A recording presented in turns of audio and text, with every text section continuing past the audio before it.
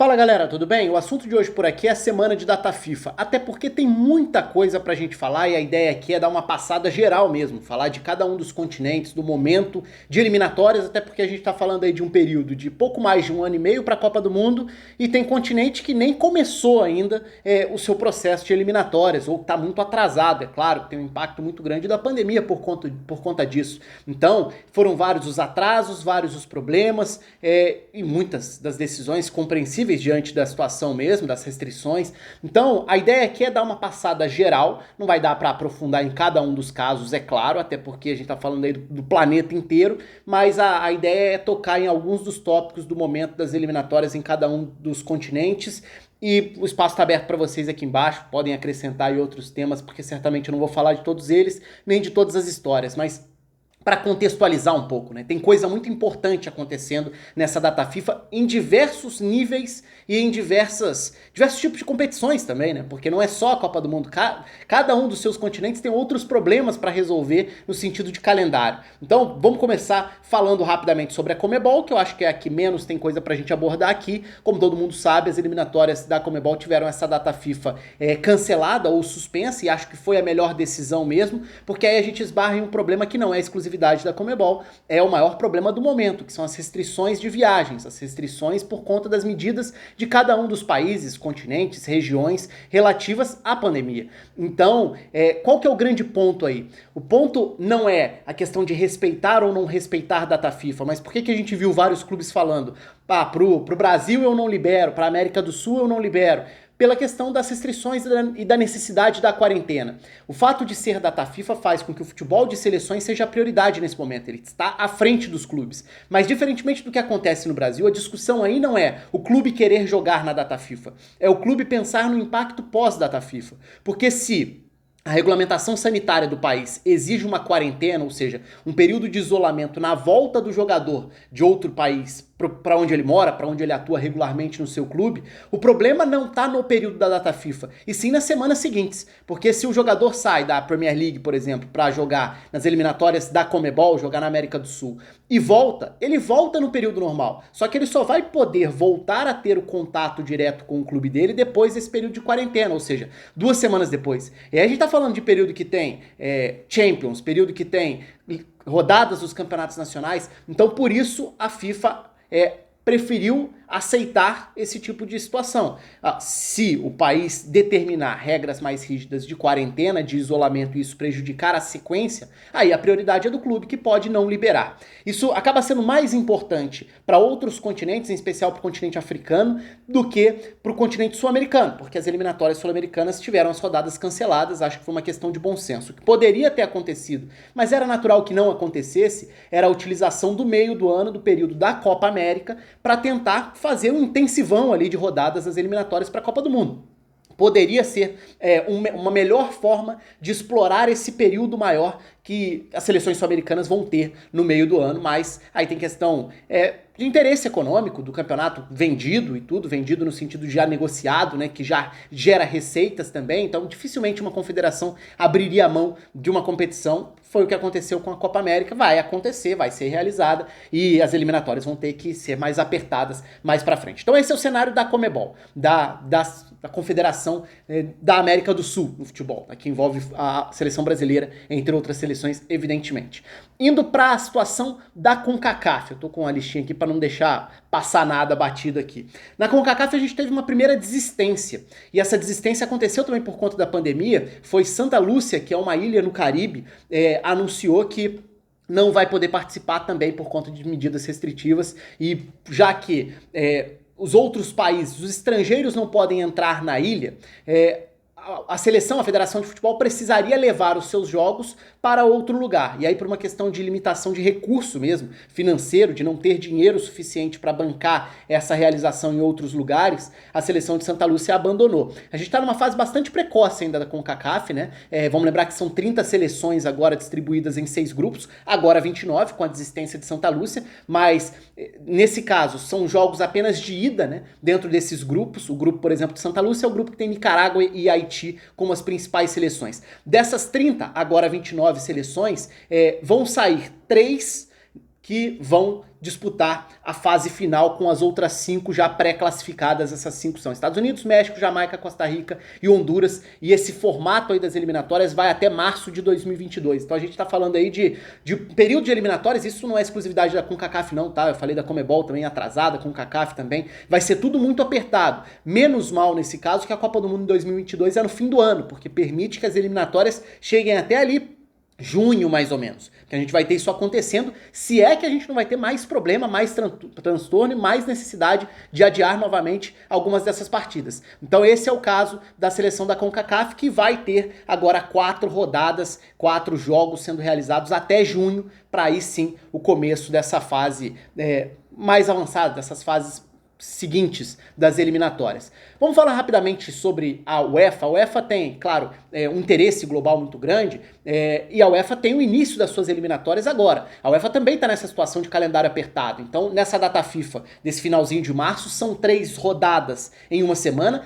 Nesse caso, é o início das eliminatórias ainda, né? Porque a UEFA teve toda a preocupação com a Euro ainda não foi realizada, segue marcada para o meio desse ano de 2021, então também tem problema aí, até por isso essas primeiras datas FIFA vão ter rodadas bem congestionadas. A UEFA vai fazer 6 rodadas das eliminatórias para a Copa do Mundo em 2 datas FIFA, ou seja, 3 jogos em uma semana, depois 3 jogos em uma semana também, e assim vai acontecer pensando em março e em setembro, já que só vai dar para fazer isso depois da Euro, que vai ocupar esse meio do ano. E claro, tem alguns destaques importantes aí nesse período, né? A volta do Ibra para a seleção da Suécia talvez seja o principal destaque. Não jogava pela seleção desde 2016, desde a última Euro, então foram 5 anos já que a Euro de 2020 passou para 2021. Ele retorna, pode jogar sua 5ª Euro, pode, quem sabe, jogar uma Copa do Mundo de novo, né? A primeira Copa do Mundo do Ibra foi em 2002, ou seja, ele pode jogar uma Copa 20 anos depois da primeira dele, que ele disputou, ele chegou a jogar em 2006 também. Então, o Ibra de volta naturalmente atrai o holofote. Vamos ver como vai ser o rendimento da Suécia, classificada para a Euro, tá? Para a Copa ainda precisa disputar as eliminatórias. O que vai acontecer nesse período também, além, claro, seriam vários assuntos pra gente falar sobre eliminatórias europeias aqui. Tem várias novidades legais nas seleções, por exemplo, você olha pra Alemanha e vê novidades. Jamal Musiala, Wirtz, alguns nomes, né? O Amin Younes, convocado com toda a justiça pela ótima temporada que faz na Eintracht Frankfurt. Aí dá pra falar na Espanha, pô, muito justa a convocação do Pedri, o Bryan Gil, que faz ótima temporada sendo lembrado também. Enfim, daria pra ficar falando uma por uma, eu não vou entrar nesse mérito aqui, mas vou citar um torneio que pode virar assunto mais específico nos próximos dias aqui, que é o Europeu Sub-21. O Europeu Sub-21 é outro torneio afetado pela questão da pandemia. E é o torneio sub mais legal que tem, porque é o torneio mais profissional entre os torneios que a gente pode chamar de sub, né? Porque embora ele leve o nome de sub-21, ele na sua fase final tem jogadores de até 23 anos, porque a gente tá falando do fim de um ciclo de 2 anos. Então é um torneio que acontece a cada 2 anos, a sua fase final acontece a cada 2 anos, e ele tenta justamente tratar, né, dos jogadores de determinado limite de idade, mas esses jogadores no início do ciclo têm 21 anos, no fim do ciclo tem até 23 anos. Então quando a gente olhar para as listas de convocados, são vários os jogadores importantes nos diferentes clubes pela Europa, e muitos deles já com 22, 23 anos, então não estranhem por isso. O que vai acontecer nessa data FIFA agora é a realização da fase de grupos, porque o que aconteceu, né? Diante dos problemas da pandemia, a UEFA preferiu tentar separar os momentos, já não se sabe exatamente como que seria possível fazer o torneio, então nesse período agora, essa data FIFA, a gente vai ver a fase de grupos sendo realizada, cada seleção jogando 3 jogos, né, são 4 grupos com 4, então a fase de grupos acontece agora, a fase final do Europeu Sub-21 acontece no meio do ano, essa é a ideia. E aí, de repente, eu posso fazer outros vídeos aqui, porque tem muita coisa sempre legal pintando, é um torneio de um nível muito bom, sempre dos mais interessantes pra gente observar jogadores que já são realidade, outros que vão tentando se consolidar, porque é o último degrau antes das seleções principais. Saindo da Europa, vamos falar da África. Eu falei de como a questão das limitações e até da liberdade que a FIFA deu para que clubes não liberassem jogadores por conta dos protocolos de quarentena na volta aos países, isso impactaria se tivesse rodada na América do Sul. Não tem, porque a Conmebol adiou.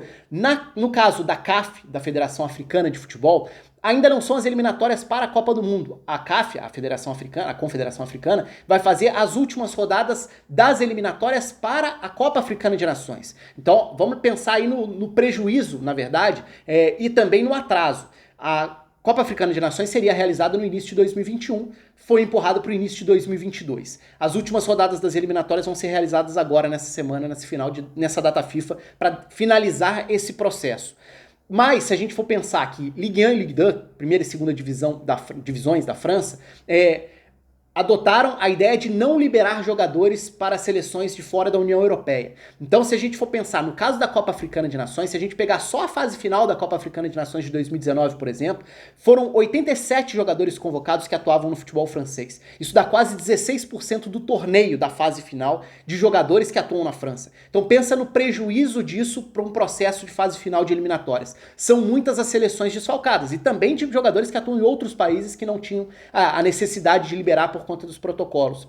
É claro, algumas das principais seleções já estão classificadas, já se classificaram com antecedência, mas são 2 rodadas decisivas agora e muitas seleções desfalcadas para esse processo. Então, no caso da África aí, se a gente for pensar, as eliminatórias de fato para a Copa do Mundo ainda vão começar essa fase final delas, né, pensando aí nas 6 datas de fase de grupos, e depois tem os 5 confrontos de mata-mata entre os 10 que vão ter se classificado para a fase final. A previsão dessas 6 datas na África é uma previsão de jogos entre 31 de maio e 16 de novembro. Então, ainda vai ser ao longo desse ano as eliminatórias de fato, né? Até porque a África precisa definir isso rapidamente para realizar a Copa Africana de Nações no início de 2022 também. Então são várias as pendências envolvendo isso. Inclusive tem um caso específico de Senegal que entrou com um recurso, na verdade uma reclamação oficial na FIFA, até alegando preconceito mesmo, regional, geográfico, pela questão da não liberação de jogadores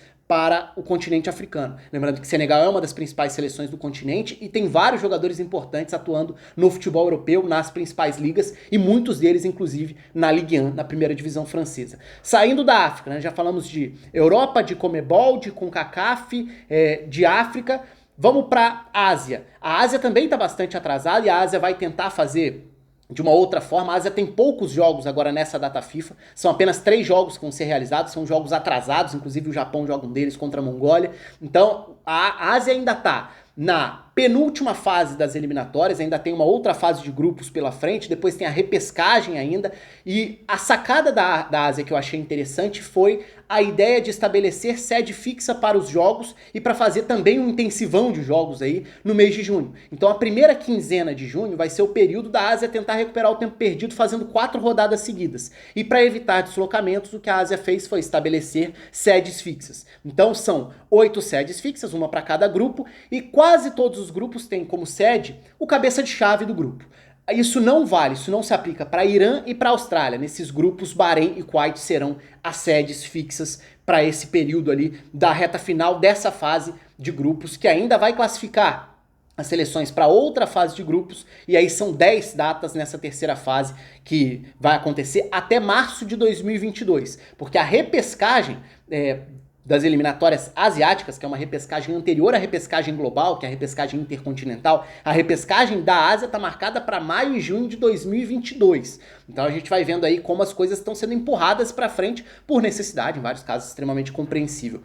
E para fechar, a Oceania. A Oceania é a mais atrasada de todas elas, porque a Oceania cancelou todo o seu calendário de competições e ainda não definiu exatamente como vai ser as suas eliminatórias, como vão ser as suas eliminatórias. Provavelmente em janeiro ou no início, seja janeiro ou fevereiro de 2022, com sedes fixas para os grupos, são 11 países disputando as eliminatórias da Oceania, e aí um grupo com 5, outro grupo com 6, provavelmente os 2 com sedes fixas, e aí num torneio de mais tiro curto para definir no início de 2022 como vai ser esse processo de classificação da Oceania para a Copa do Mundo. Enfim, é isso, acho que tinha muita coisa para falar aqui, deu para passar por cada um dos continentes, por cada uma das situações, pelo menos de uma forma rápida aqui. Acho que eu falei tudo que eu tinha separado para falar, porque tem muito assunto que daria para render bastante, mas enfim, deixem aí, o espaço tá aberto, são vários os casos, fora as curiosidades, né? Várias histórias que vão pipocando, por exemplo, a curiosidade de Camarões que pintou aí também, a história do Choupo-Moting ter sido convocado, mas não mandaram e-mail para ele, mandaram a pessoa que devia mandar o e-mail, mandou pro próprio e-mail e não pro jogador, e aí ele não foi notificado, enfim, a confusão completa, são vários os casos específicos aí em cada um dos cantos do planeta envolvendo futebol, envolvendo seleções. Eu particularmente gosto muito de futebol de seleções, sei que muita gente não gosta, vai ser um período importante, tem muita coisa importante nessa semana acontecendo em relação às seleções, então como eu falei, tem eliminatórias continentais, para torneios continentais, tem eliminatórias para a Copa do Mundo, tem torneio como o Europeu Sub-21, tem até pré-olímpico da CONCACAF que tá acontecendo também. Enfim, tem muita coisa acontecendo. Um abraço para todo mundo e até a próxima.